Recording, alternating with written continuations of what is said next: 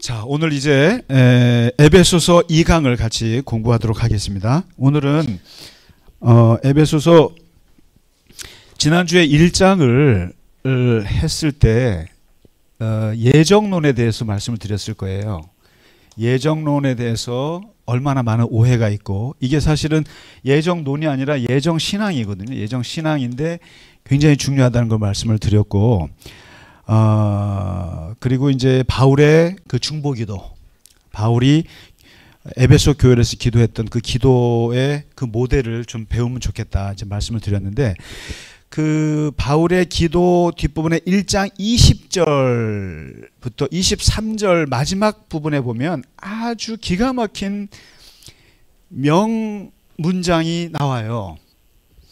그게 뭐냐면 그 기도 끝에 나오는 건데, 그의 능력이 그리스도 안에서 역사하사 죽은 자들 가운데 다시 살리시고 하늘에서 자기의 오른편에 앉혀셔서 모든 통치와 권세와 능력과 주권과 이 세상뿐만 아니라 오는 세상에 일컫는 모든 이름 위에 뛰어나게 하시고, 그러니까 하나님께서 예수님을 죽게 하시고 부활하게 하시고 승천하게 하시고, 그리고 하나님의 보좌 오른쪽에 앉게 하셔서 그분의 이름이 온 세계에 뛰어난 이름이 되게 하시고, 이제 뭐냐면 예수님이 옥좌에 앉으셨다는 거예요. 쉽게 말하면 가장 높은 자리에 앉게 하신 다음에 22절에 그 만물을 그분의 발 아래에 복종하게 하시고 그를 만물 위에 교회의 머리로 삼으셨느니라, 이런 기가 막힌 말을 해요. 왜냐하면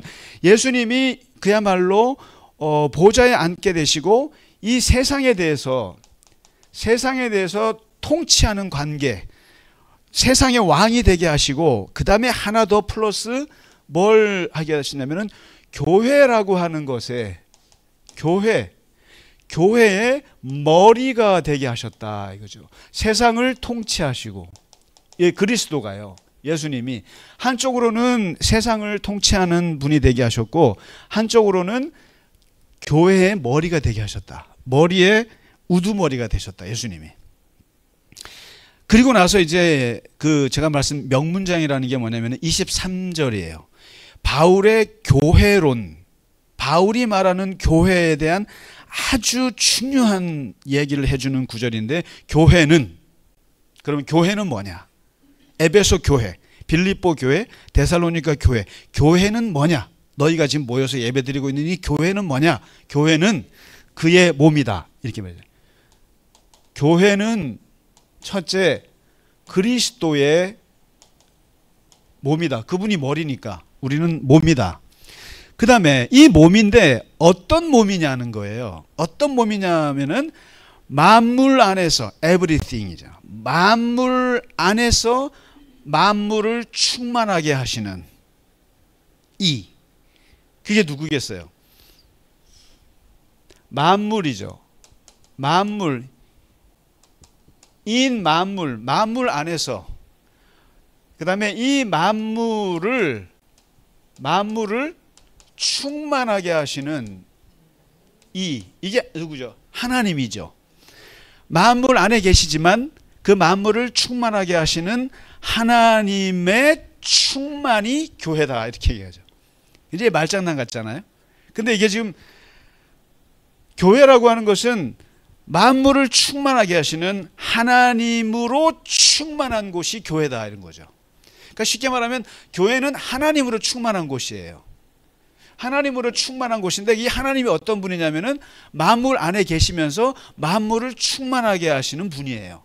그러면서 여기서 나오는 단어가 바로 충만, 플레로라라는 유명한 말이에요. 플레로라. 플레로마죠. 플레로마라고 하는, 이렇게 우리는 이게 충만인데, 이 충만이 신약 성경에 17번 정도 등장해요. 그러니까 성령의 충만, 은혜의 충만, 그 다음에 하나님의 사랑의 충만, 하나님을 아는 지식의 충만, 은사 충만, 이렇게 해서 충만이라는 말이 이 신약 복음서에서도 나오고 17번 정도 등장하는데 바울이 이 충만이라는 말을 교회에다가 쓰는 거예요. 교회라고 하는 것은 바로 만물 안에서 만물을 충만하게 하시는 그 하나님의 충만이 교회다. 이 말을 잘 들어보면은 뭔가로 교회는 가득한데, 가득한 곳인데 그 가득함이 하나님으로 가득한데, 그 하나님은 그냥 그 자체가 충만하신 분이다. 그래서 충만이란 말을 2번이나 쓰고 있거든요. 그러면 도대체 이 충만이란 말이 무슨 말이냐는 거예요. 이게 사실은 기독교와 불교 같은 종교를 가르는 아주 기독교만의 핵심적인 특징이 충만이에요. 왜냐면 이 영어로 영어로 보면은 fullness라고 이렇게 나와요. 근데 이 말이 굉장히 만족스럽지 못해요, 저는. 그 뭐냐면 영어로 우리가 배부르다 그러면 뭐랍니까? I'm full 그러잖아요. I'm full. 난 배불러 그런데 이 배부름과 충만, 플레로마는 같은가? 근데 이 풀리스 갖고는 설명이 안 되는 거예요. 그래서 한글이 좋아요. 한글이 사실은 이걸 충만이라. 그러니까 뭐냐면 이걸 만일에 full로 번역해서 우리가 보세요. fulness라고 하면은 만물 안에서 만물을 배부르게 하시는 하나님의 배부름이다. 교회가 이렇게 말하면 이게 충만하고 배부름이 뭐가 다르냐면 배부름은요. 밥 먹고 보세요. 밥을 먹으면 이 배부르면 어디에 꽉 찹니까? 내 배만 꽉 차잖아요. 내 배만 꽉 차는데 이거는 이 음식을 이게 그냥 배에 가두어지는 게 배부름이에요. fullness예요. 근데 이 플레로마라고 하는 충만은 뭐냐면은 흘러 넘치는 걸 말해요. 가득 차는 건 기본이고 가득 차서 흘러 넘치고 흘러 넘쳐서 이렇게 바닷가로 강가로 다른 사람한테로 흘러 넘치는 걸 충만이라고 그래요. 그래서 이 충만의 대표적인 그 사례가 어떤 사례냐면은 예수님의 오병이어 12강줄이 사례예요. 12강줄이. 왜냐면 예수님이 음식을 5,000명 먹일 때 그냥 5,000명에 딱 맞춰 이러진 않았어요. 딱 맞춰 그러면은 fullness예요. 그런데 아니야, 충만하게 준비해 그랬어요. 충만하게 준비해서 먹고 남아서 12강줄이로 남아버린 거예요. 이게 충만이에요, 사실은. 그러니까 이거 뭐야 이게 팔레트가 뜨지. 네. 그러니까 여기서 말하는 이제 자꾸만 충만이란 말을 쓰면은 이게 그러니까 기독교인들의 능력이 어디서 나오냐 그러면은 충만하지 않으면 능력이 나오지 못해요. 그러니까 쉽게 말해서 너는 배고픈데 남을 살려 이런 건 없어요. 기독교는 충만의 영성이에요. 니부터 채워. 너부터 채우는데 이게 흘러 넘쳐서 남은 걸 남한테 주는 거예요, 사실은. 모든 건 그런 거예요. 그러니까 너부터 5,000명부터 실컷 먹어. 2그릇 먹고 3그릇 먹어. 그래도 12강줄이 남아서 이건 누구죠? 남줘. 이게 충만의 원리고 그다음에 이스라엘의 구제의 원리예요. 여러분 그 구제의 원리는 구제의 순서가 있어요. 구제 1순위가 누군지 아세요? 제일 먼저 구제할 사람 나. 2번째 부인. 3번째 자식. 4번째 친척. 그 다음에 이웃. 모르는 사람. 이렇게 나가요. 다시 말해서 근거리에 있는 거 나부터 채워주지 않고 남을 채운다? 그는 위선자예요. 그런 면에서 이제 이 충만이라고 하는 것을 쓰는 거예요. 그래서 불교에서는 비움을 얘기한단 말이에요. 비움, 공. 그래서 사람은 비워야 욕심도 비우고 탐욕도 비우고 그런 나쁜 걸 다 자꾸 비워야 돼. 이거가 있어요. 그러니까 부정적으로 자기를 깨끗하게 하는 방식이 있는데 기독교는 그거는 해보니까 그것보다는 기독교는 긍정적인 방식을 선택했어요. 나쁜 걸 빼는 것도 좋지만 그것도 나쁘지 않아요. 좋아요. 자꾸만 비우는 거 좋아요. 근데 좋은 것을 채움으로써 나쁜 것을 빼는 방법이 있어요. 그게 기독교의 충만 개념이에요. 그래서 기독교는 너 뭐 죄 짓지 마라 이것도 있죠. 모세오경에. 그런데 신약 성경 예수님을 통해서 우리가 깨달은 바는 뭐냐면 하나님의 은혜를 채우면 안에 있는 것들은 나가게 돼 있다는 거예요. 사실은. 어느 걸 선택하시겠어요? 그러니까 기독교는 사실 긍정을 택했어요. 채워라. 뭐로? 은혜로, 사랑으로, 하나님의 능력으로, 말씀으로 채워라. 근데 이제 불교 같은 경우는 비워라. 탐욕 비워라. 뭐 세상 것들 비워라. 욕심 버려라. 이렇게 비워라. 근데 사실 둘 다 똑같은 말이긴 해요. 근데 방식이 다른 거죠. 근데 기독교는 충만해라. 그리고 기독교는 뭘 말하냐면은 불교는 옷을 벗어라 그래요. 벗어라. 해탈이라고 그러잖아요. 이걸 해탈. 근데 기독교는 옷을 입어라 그래요. 뭐로? 그리스도의 옷을 입어라. 그러니까 우리는 벗는 것보다는 그리스도의 옷을 입으면 옛날에 세상의 옷은 벗겨지게 되어 있다 이렇게 믿는 거예요. 우리는. 그래서 이 충만이라는 말을 쓰는데 교회라고 하는 것은 뭐냐면 비우는 공동체가 아니라 하나님의 은혜로 채워서 흘러 넘치게 하는 곳이 이것이 교회다. 그래서 하나님으로 가득 찬 곳이 교회다. 그러니까 이제 그 하나님의 은혜. 그래서 이 구절은 사실상 이렇게 해석을 해요. 왜냐하면 이게 성령의 충만, 또 하나님을 아는 지식의 충만, 하나님의 사랑의 충만, 그리고 은사의 충만, 은혜의 충만. 그래서 이런 것들은 그 다음에 결정적으로 복의 충만, 그리스도께서 주시는 복의 충만. 그래서 우리는 하나님의 은혜를 하나님 충만하게 주세요. 충만하게 주세요. 그래야 내가 남을 도와줄 수 있고 남에게 베풀 수 있고 남을 살릴 수가 있는 거예요. 그러니까 괜히 없으면서 억지로 하려고 하지 마세요. 뭐든지. 봉사든지 뭐든지. 하고 싶지도 않고 할 능력도 안 되는데 하도 목사가 하라고 하니까 하지 마세요. 그건 안 해도 돼요. 그런 건. 근데 그래서 기독교의 모든 봉사나 이 코이노니아나 디아코니아는 아주 자연스러워요. 흘러 넘쳐서 되는 거예요. 그래서 먼저 우리가 복을 받아야 돼요. 사실은. 우리가 복을 받아서 그 복을 넘치고, 그래서 사랑받는 사람이 사랑한다고 그러는 말이 있어요. 그러니까 사람이 사랑받고 산 사람이 사랑할 줄 알지, 사랑이라는 것이 뭔지도 모르는 사람이 무슨 수로 남에게 사랑을 베푸느냐, 안 되는 거예요. 그러니까 그냥 정직하게 자기가 가지고 있는 거죠.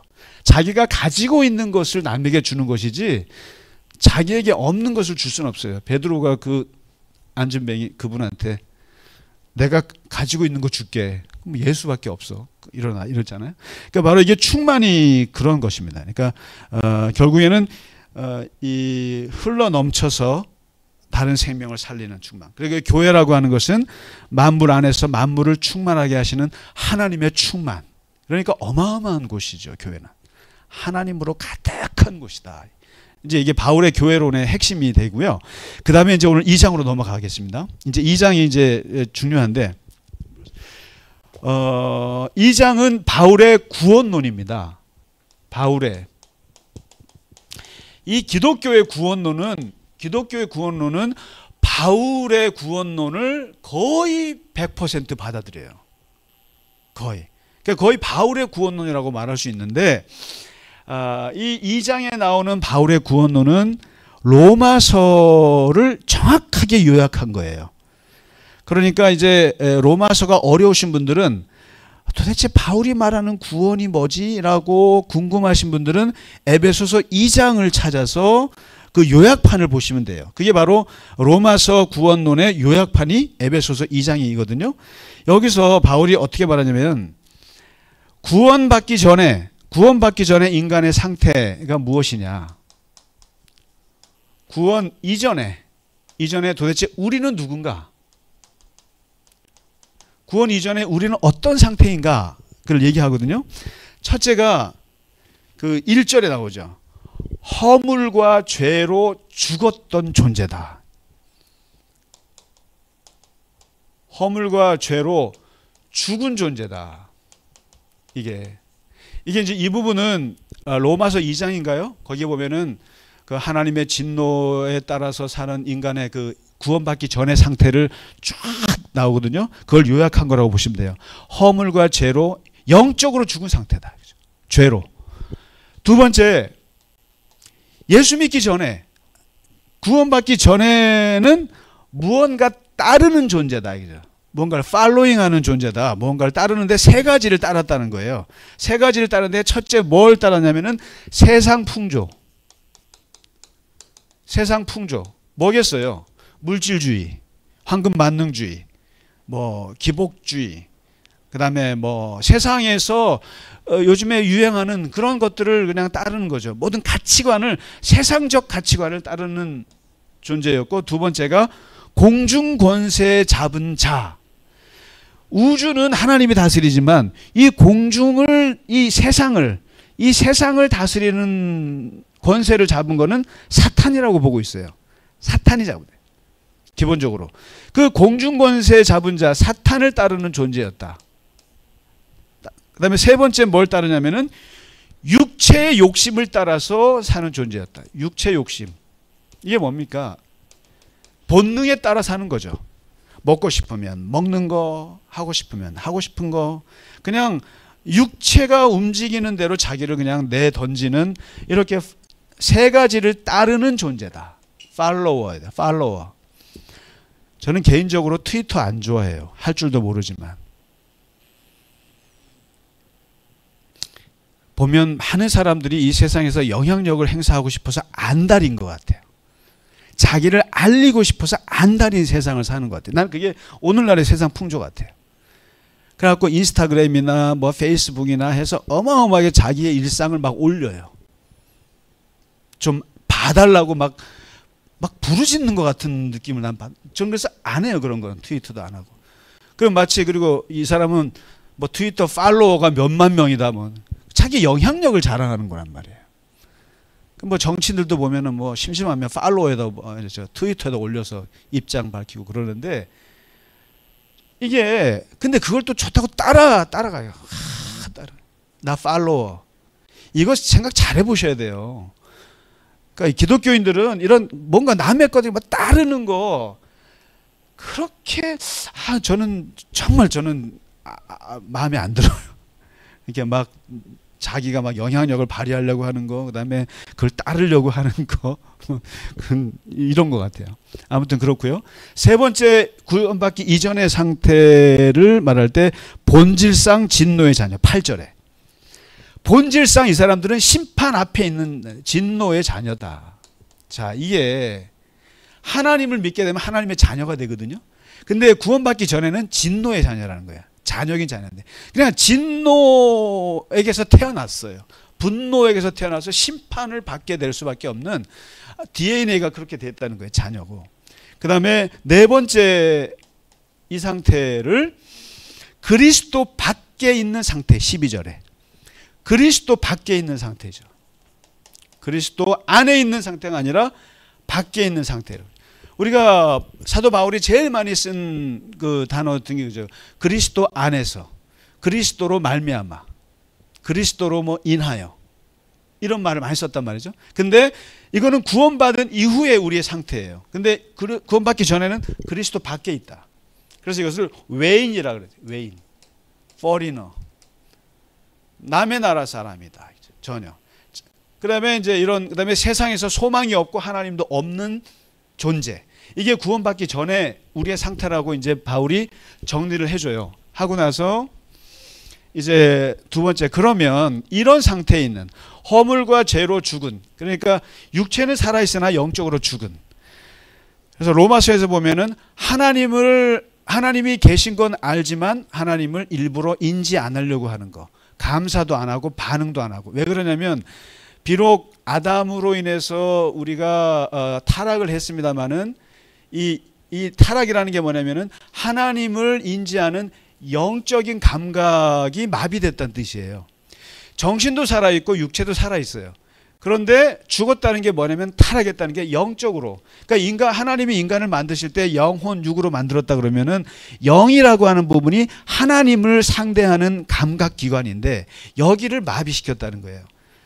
그러니까 이제 구원받기 이전의 상태가 바로 여기가 마비돼 갖고 하나님이 있는 걸 뻔히 아나. 근데 모른 척하고 영광도 안 돌리고 찬양도 안 하고 뭐 이런다는 거예요. 이게 바로 이제 영적으로 죽은 상태라는 거죠. 영적으로 죽은 상태인데 이런 인간을 하나님이 구원을 하시는데 요한복음 3장 16절에 하나님이 세상을 이처럼 사랑하사 아들을 보내셨다. 이게 이제 성경, 신약 성경을 한마디로 요약한 게 요한복음 3장 16절이잖아요. 근데 그 구절에 보면 이제 여기서 그런 거예요. 구원이라고 하는 것은, 그래서 자꾸만 구약을 읽으실 때 특히 모세오경을 조심하셔야 돼요. 그러면 모세오경도 사실 은혜의 책인데 나중에 사람들이 그걸 율법화 시켜버린 거지만, 이게 이런 거예요. 인간이 무언가를 열심히 지켜서 할 수 있게 하려고 한 거였지만, 여기서 지금 말하는 것은 뭐냐면 인간이 할 수가 없다. 할 수 없다라고 결론 내리고 이제는 하나님께서 내려오신다.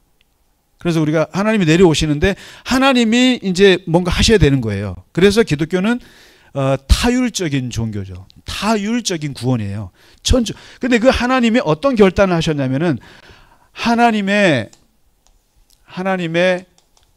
구원의 원칙을 세우셨다라는 거예요. 원칙이. 하나님의 구원의 원칙이 있다는 건데 그 원칙이 무엇인가?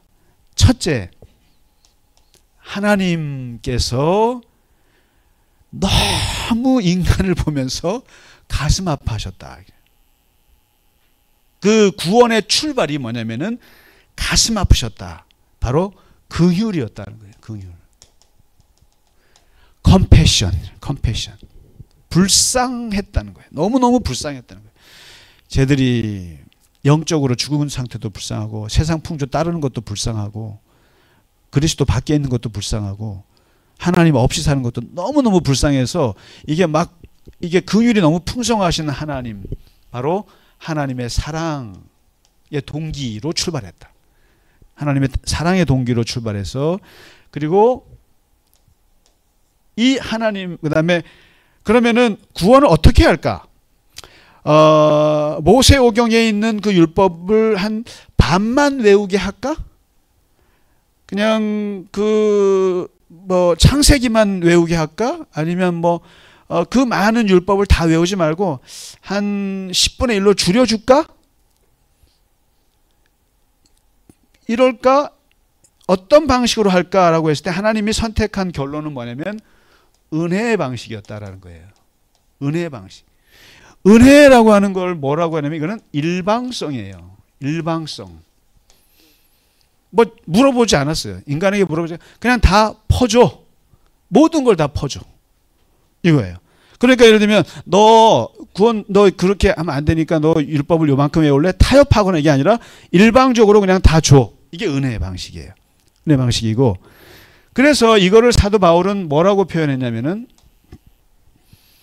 8절에 하나님의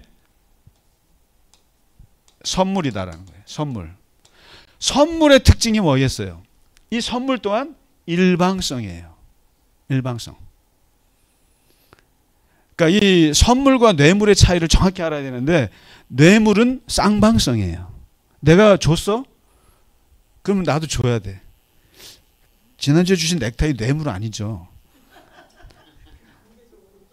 재밌잖아요. 내가 그걸 받고 우리 교인분들이 저한테 뭘 주면 내가 거기다가 뭘 줘야 되면 그건 뇌물인 거예요. 부담스러워서 못 견뎌요. 근데 하나도 안 부담스러워요. 그냥 주일날 차고 올 거예요, 그냥.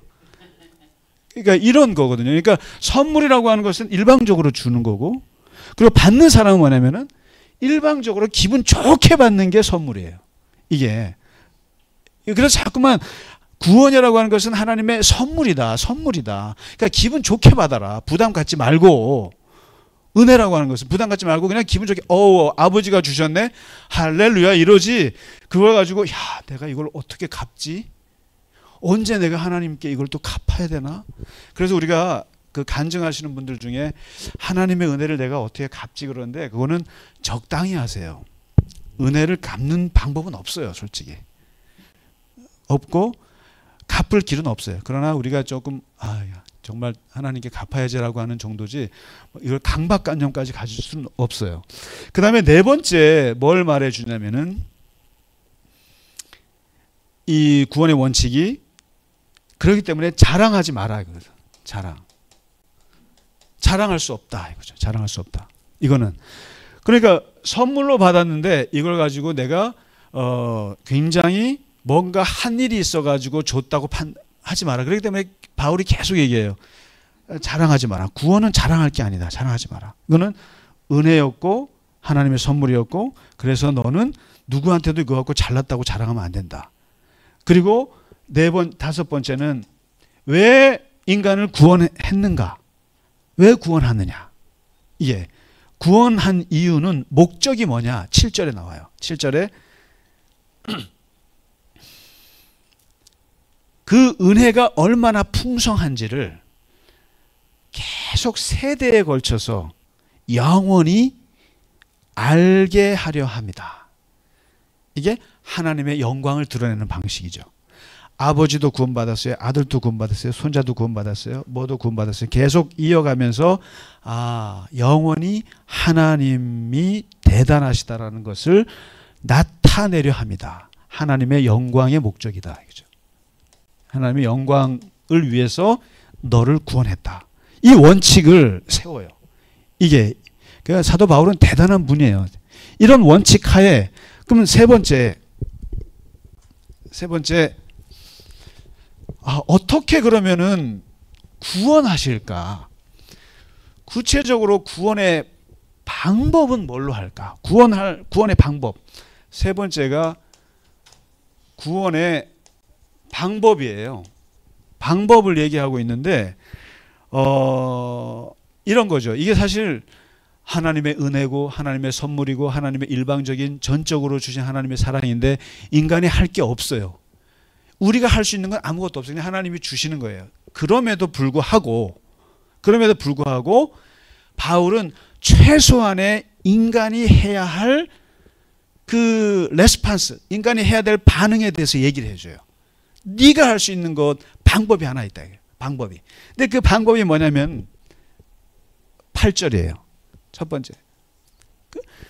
구원에 이르는, 구원을 받는 데 있어서 인간이 할 수 있는 딱 한 가지 방법이 있는데 그것은 바로 믿음이다. 믿음이다. 구원을 어떻게 받느냐? 할 거 없어요. 없는데 딱 하나, 믿음으로 말미암아. 믿음으로 말미암아. 그래서 이거는 뭐냐면 무슨 믿음? 예수를 믿는 믿음. 예수가 하나님의 아들이라고 하는 거 믿는 거. 그리고 그분이 십자가에서 죽으셨고 그 죽음이, 십자가의 죽음이 나를 구원하게 하셨고 나를 영원히 하나님의 자녀로 만드셨다는 것을 믿는 거. 그거예요. 그래서 이거를 로마서에서 사도 바울이 이 믿음을 설명하기 위해서 얼마나 애를 쓰냐면 누구를 끌어들이냐면은 하물며 모든 유대인들의 조상 중에 조상이신 아브라함을 재해석을 해줍니다. 아브라함을 재해석해줘요. 너희들은 아브라함이 의롭다고 인정받게 된 이유가 모리아산에서 아들을 바친 걸로 생각하는데 그게 아니라 날마다 밤마다 부르시는 하나님께 끌려 나와서 하나님 말씀하실 때 예 믿습니다라고 했던 그 아브라함의 믿음을 의로 여겼다고 창세기 15장에 나오지 않느냐 하면서 완전히 아브라함을 뒤집어 놔요. 바울이. 아브라함은 행위로 구원받은 게 아니다. 아브라함은 전적으로 하나님 말씀을 잘 들어서 그런 거야. 비록 애국 가다가 자기 마누라 막 팔아 넘기고 말이죠.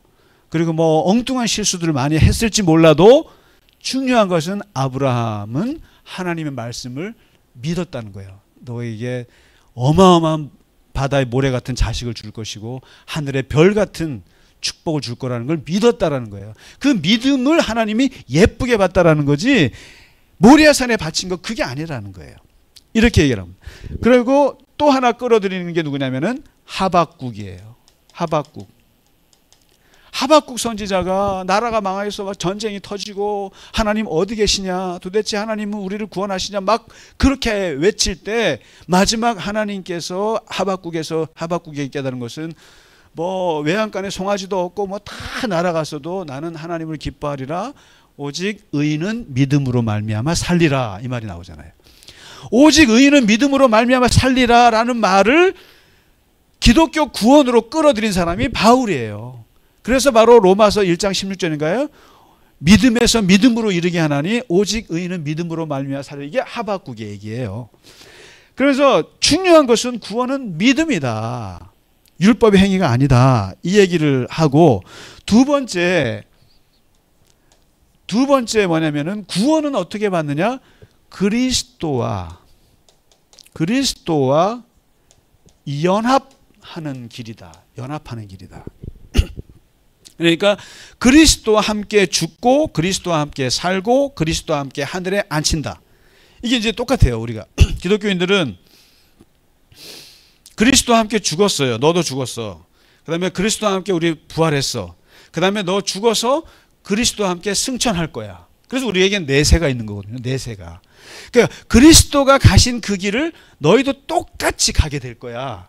죽고 부활하고 승천하고 천국의 높은 자리에 앉게 되고, 이게 바로 그리스도와 연합하는 건데, 이 그리스도와 연합하는 것을 상징적으로 보여주는 두 가지 성례가 있어요. 세크라멘트.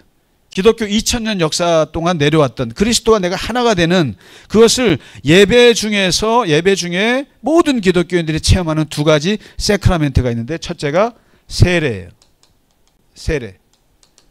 세례라고 하는 것은 다른 게 아니에요. 그리스도와 내가 하나가 되는 거예요. 그러니까 이게 물이라고 하는 것이 그리스도라는 거죠. 그러니까 그리스도에 내가 잠기는 거죠. 잠겼다가 그다음에 다시 일어나는 거죠. 그래서 이게 진짜 요단강에서 세례를 받아야 되는데, 그러니까 정말 죽였다가 살려야 세례 받았구나 하는데 한 3분 정도 이렇게 집어넣었다가 그럼 물고문이 되려나? 그래서 정말 죽었다가 살아났다는 게 세례거든요. 그러니까 그리스도 안에서 죽었어요. 그리스도 안에서 살았어요. 이거를 일생 한 번 경험하는 겁니다. 세례. 그 다음에 매주마다 경험해야 되는 것이 뭐냐면 성찬이에요. 성찬. 매주마다 예배 때 이거는 그리스도의 살이요 먹어요. 그리스도의 피요 먹어요. 그래서 그리스도의 살과 피가 내 몸의 살과 피가 돼서 하나가 되는 거예요. 이거 엄청나게 중요한 신비인데, 이 바로 구원이라고 하는 것은 그리스도와 연합함으로써 너희는 구원받는 것이다. 이거죠. 이게. 그 다음에 세 번째 뭘 하냐면은 그리스도의 13절에 그리스도의 피로 구원받는다. 그리스도의 피예요. 피. 이 피라고 하는 것은 뭐냐면 마치 이것은 구약의 희생제사하고 똑같아요. 희생제사. 그래서 양을 잡아갖고 얘를 죽이고 그 얘가 양이 피를 흘리는 대신 내가 사는 거거든요. 아주 이기적인 제사 방식이죠. 사실은. 동물을 죽임으로써 누군가는 죽어야 돼. 동물이 죽고 내가 사는 것처럼 예수가 피를 흘려서 죽고 내가 사는 거야. 그래서 이 그리스도의 피, 이것은 바로 희생제사 비유하고 딱 맞아떨어지죠. 구원 방식. 그 다음에 네 번째가 뭐냐면 이거예요. 그리스도께서 중간에 막힌 담을 헐었다. 막힌 담을 헐었다는 얘기는 앞집하고 뒷집 사이에 담을 이렇게 놨는데 그 담을 탁 텄다는 얘기 뭐예요? 도둑 들었다 이런 거 아니고, 이 앞집과 우리 집이 이제 같이 사는 거죠. 남과 북이 마늘의 휴전선을 제거했다. 이게 뭐겠어요? 서로 화해가 되는 거죠. 그런 것처럼 예수는 뭘 했냐면은 담을 허시는 분이었다. 월 브레이커. 그러니까 이게 담을 깨는 분인데 어떤 담? 하나님과 우리 사이. 그 다음에 유대인과 이방인 사이까지 확장하죠. 사이를 담을 깨신 분이다. 그래서 예수님을 담을 깨셨기 때문에 하나님이 보여요. 하나님이 보이고 하나님과 우리 사이에 내가 뭐가 되냐면 그때서야 담을 깨신 분인데, 그래서 우리는 뭐가 되면 하나님의 그때서야 자녀가 되었다. 하나님의 자녀가 되었다는 거죠. 자녀가 돼서 이제 하나님이랑 같이 밥 먹는 관계가 되었다. 이거죠. 그리고 여기서 이제 바울은 더 나가서 그러니까 이방인에게까지 가죠. 그러니까 이방인의 사도가 되면서 이분이 봐라, 예수님은 경계가 없는 분이다. 유대인만 탁 이렇게 담을 쌓을 게 아니라 예수님이 이걸 담을 깼다. 그래서 나도 이방인으로 간다. 로마로 가고 스페인으로 가고 해서 이방인들하고 담을 깨신 분이다. 그래서 이제 그 구원의 방법, 믿음이다. 그리스도와 연합하는 것이다. 그리스도의 피로 구원받는다. 예수님이 담을 깨셔서 우리가 하나님과 화목하게 돼서 하나님의 자녀가 되었다. 이게 구원의 방법인 거예요. 그리고 이제 여기서 제일 바울이 신경 쓰는 부분이 믿음이에요. 믿음이라고 하니까 사람들이 나는 안 믿어져. 머리가 나빠서 안 믿어져. 아니면 난 믿음이 없어. 근데 이 믿음이라고 하는 것조차도 율법화하는 경향이 있어요. 율법화한다는 거예요. 그래서 사람들이 나는 믿을래요? 안 믿을래요? 믿습니다. 막 그러는데 중요한 것은 이 믿음조차도 하나님의 선물이니까 나는 잘 믿어, 나는 못 믿어 이렇게 따지지 말라는 거예요. 그러니까 우리가 교회에서 정말 조심해야 되는 게 우리 목사님 너무 믿음이 좋아요. 우리 집사님 믿음이 나빠요. 이런 말 하면 안 돼요. 그러니까 믿음을 제발 수치화하지 마세요. 믿음을 비교하시면 안 돼요. 그 믿음은 잘 생각해 보세요. 권사님 예수 믿고 지금 권사님이 되셨는데 그 믿음이 권사님이 애써서 생긴 믿음이라고 생각하냐는 거예요. 아니라는 거예요. 그게요, 어느 순간에 믿어져서 믿은 거예요. 어느 순간 믿어진 거예요. 그래서 이게 성령의 역사라는 거예요. 그게 이게 믿어진 거예요. 믿어진 거죠. 자, 그래서 이제 믿음을 얘기하고 마지막으로 이제 얘기하는 것이 바울이 이렇게 구원받은 사람들의 마지막 구원받은 자의 명칭이 있어요. 명칭. 이 사람들을 뭐라고 부르는가 이제는 구원받은 사람들은 이렇게 불러야 한다. 첫째 5절이에요. 첫 번째 뭐라고 하냐면은 그리스도와 함께 살리심을 받은 자예요. 그리스도와 함께 살리심을 받은 자.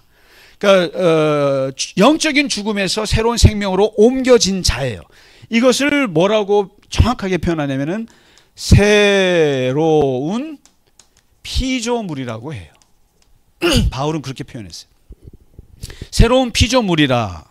또는 뭐라고 표현하기도 하냐면은 새 사람이라고 표현해요. 새 사람. 새 사람이 되었다. 그 다음에 세 번째 뭐라고 얘기를 하냐면은 그리스도 예수 안에서 함께 하늘에 앉혀진 자라고 해요. 6절에. 이게 아까 말씀드렸잖아요. 그 예수 믿는 사람들은 어떤 사람이냐면 하나님 예수님과 죽었고 예수님과 같이 부활했고 예수님과 함께 승천해서 하나님의 보좌에 같이 앉은 사람이다. 굉장히 기분 좋은 거예요. 굉장히. 예수님과 동일 운명을 가진 존재다. 앉혀진 자. 그 다음에 이제 하나님 예수 그리스도와 함께 앉은 자라고 얘기해요. 함께 앉은 자, 이 구원받은 사람을.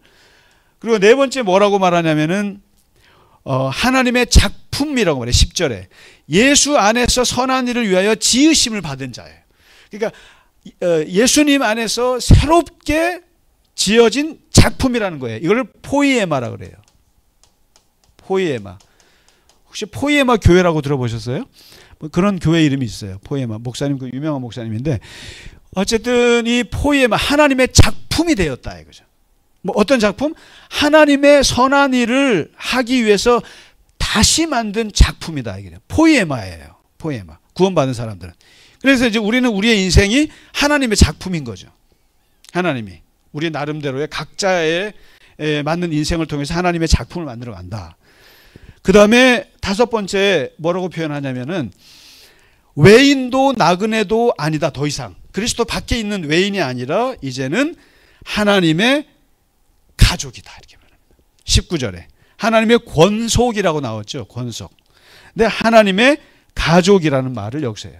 이제 이 가족이 뭐예요?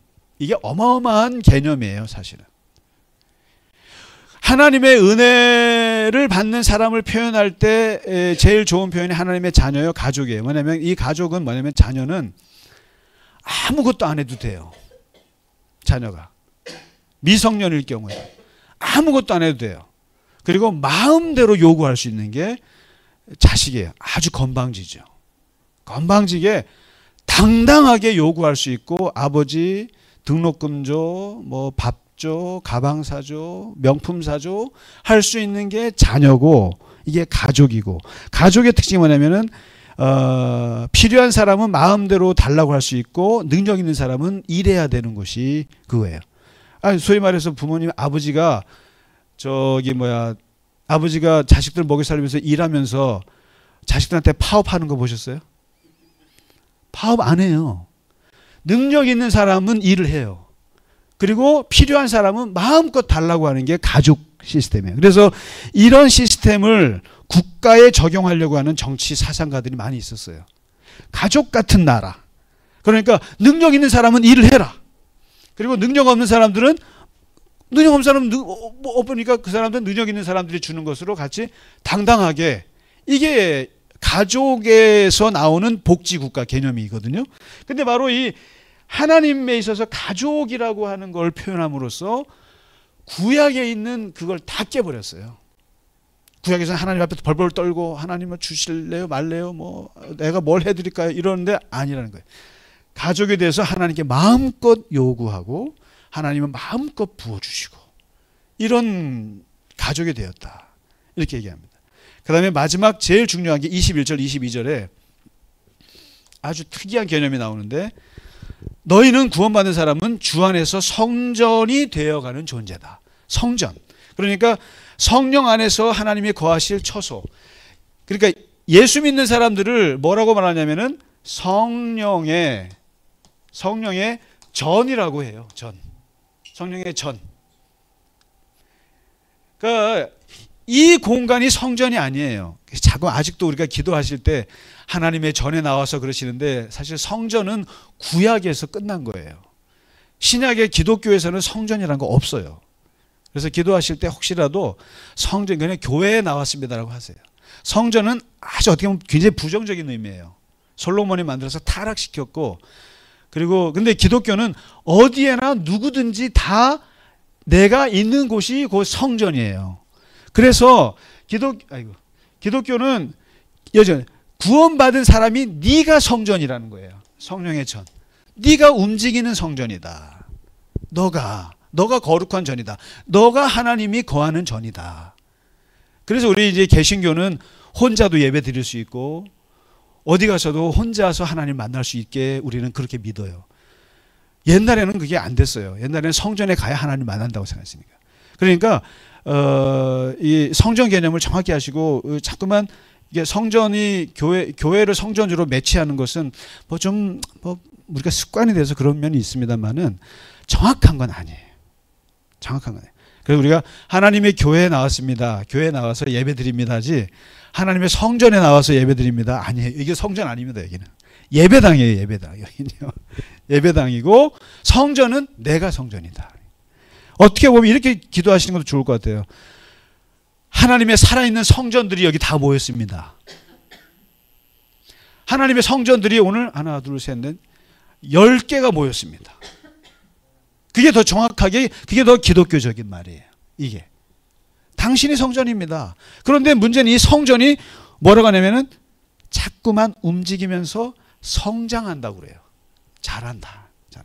자, 그래서 이 구원받은 자녀 하나님의 사람들을 가리키는 명칭들을 바울이 얘기했습니다. 그러니까 이제 오늘 좀 길었습니다만은 바울의 구원론을 정말 제대로 보시려면은 에베소서 2장을 보시면 되고, 바로 이 2장이 지금 구원받기 이전의 상태, 그 다음에 하나님께서 구원을 어떻게 하실까 세웠던 원칙, 그 다음에 구원받는 방법으로서의 믿음, 그 다음에 구원받은 사람을 어떻게 부르나 6가지 이름들, 이거를 에베소서에서 요약했습니다. 그러니까 로마서에 있는 것을 완전히 요약했다고 볼 수 있어요.